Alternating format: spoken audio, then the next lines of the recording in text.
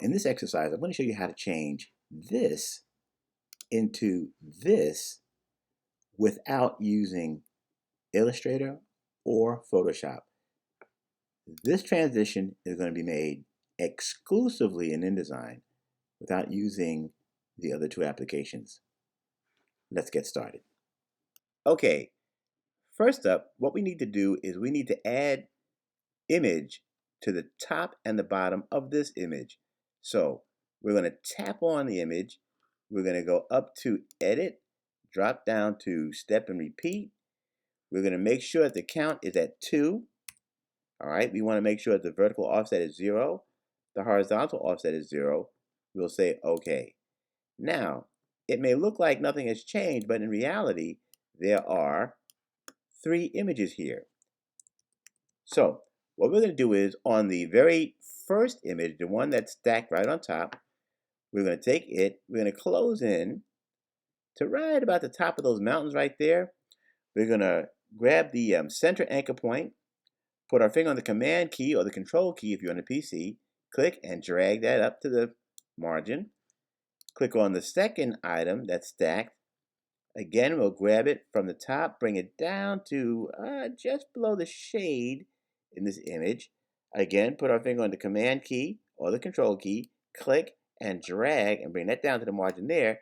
And then we'll preview this and we have image at the top and at the bottom. Okay, next up, what we're going to do is we're going to adjust this type at the bottom. I've already changed the point size and the color of the text, and I moved it into position somewhat. But now I don't want to have to try to guess and figure out what the leading is, because I want to open up the leading so that there's more space between the lines. And I don't want to go through the guesswork. So what I'm going to do is I'm going to use a little known InDesign hack, which can be found in the go up to the object menu. Make sure you click on the frame. Okay. Then we're going to go up to the object menu. We're going to drop down to where it says fitting, and we'll say fit frame to content. That's step 1. So the frame now is collapsed to the height of the text. Next up, go back up to object, drop down to text frame options again.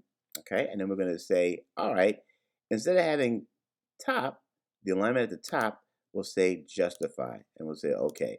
Now you might say, well, what does that do? Watch this.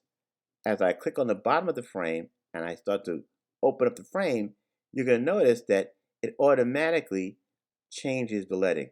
It does not skew the text. All it does is open up the leading to accommodate the fact that the text is now justified vertically from top to bottom. Okay, the third thing I want to do is I want to take this Renault logo and I want to get rid of that white background, and I want to change this little diamond shape right here. I want to give that a color. Now, this logo, actually the art is in Illustrator. This is an Illustrator file. And I said we were not going to use Illustrator. Well, actually, I lied. We need to use Illustrator to do one thing. We have to convert this to outlines so that we can actually bring it back into our InDesign document to manipulate it. And here's another little known trick.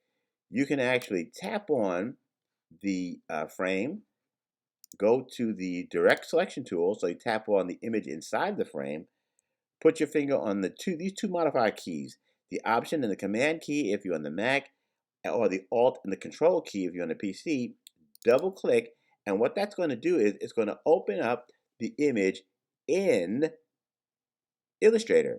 So now what I want to do is, as I'm in Illustrator, okay, I'm going to Command A, copy this logo, close down Illustrator, and then I'm going to delete the image that's on this page. I'm going to delete it, and then I'm going to paste in the logo artwork that I copied in Illustrator, and now I brought it in as outlines. So in other words, this is no longer a placed image. these are objects in InDesign. So now I can do whatever I want to do. I can manipulate them directly in InDesign the way I want to do it. So what I'm going to do now is, as I have it selected, all right, I am going to go up to where the height and the width of the object, and I'm going to type in, make sure that the height and the width scale proportionally. So you want to make sure that the link is tapped on. I am going to tap on the width because I know that the width from margin to margin is 45 picas. So I'm going to, even though this says 100%, I'm going to highlight that and type in 45 and the letter P for picas and watch what happens. It goes down to the 45 pica width. I'm going to slide that into position, and there you have it. I used Illustrator to bring it into InDesign as objects, as outline objects. So now I can manipulate it directly in InDesign. Now I said I wanted to change this color right here. I want to pick up some of this color right here that's in the mountain. So what I'm going to do is I'm going to isolate that little frame, all right, and then I'm going to make sure I have it where the fill is, and the fill now is black. Using the eyedropper, I can just sample that color, and then I'll preview it, and I have the Renault, the letters are still in black, and I have that little graphic now colored, and I'm doing this in InDesign. Okay, lastly, what I'm going to do is I am going to now create this effect with the words Trésor. Or the word Trésor. I've already said it. As you can see, I can click on it, and it's setting in a font that's called Renault BQ. All right, it's actually text. But now what I want to do is I want to get this image inside of this text. So while I have the text frame selected, I'm going to go up to Type, drop down to Create Outlines. So now it is no longer text. This is now an object. And now that it's an object, I can do anything that I can do with an object in InDesign. So I'm going to, using the direct selection tool, I'm going to tap on the image. I'm going to copy that. And then I'm going to tap on this object, which says Trésor. It looks like it's words, but it really isn't. Tap on that, go up to Edit, drop down to Paste Into. Tap on that, and as you can see, you see what appears to be outlined, but what's happening is the image is actually pasted into these letters. And so now that I have that, I'm going to add the final effects so that we can actually create the thing that we want. So I'm going to go up to FX. I'm going to use two different functions. I'm going to use bevel and emboss. I'll tap on that. Okay, and then I'm going to give it some specific specs. I'll say inner bevel. Instead of smooth, I'll say chisel hard. And then I'll make that 4 points like that.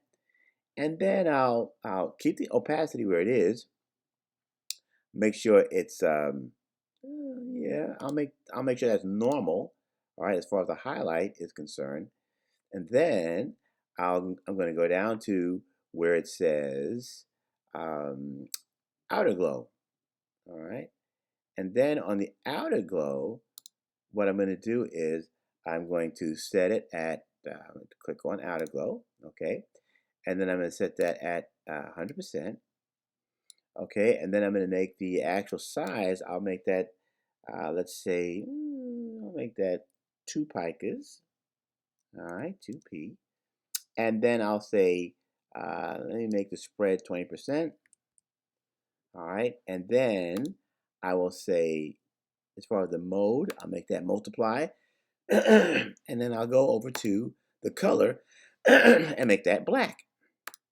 And now I have that effect that looks like it has the vehicle inside the words, and then the words are actual, or the letters actually have some special effects applied to them. Preview it, And here you go. So that's how you can actually create an effect like this directly in InDesign without using Illustrator or Photoshop.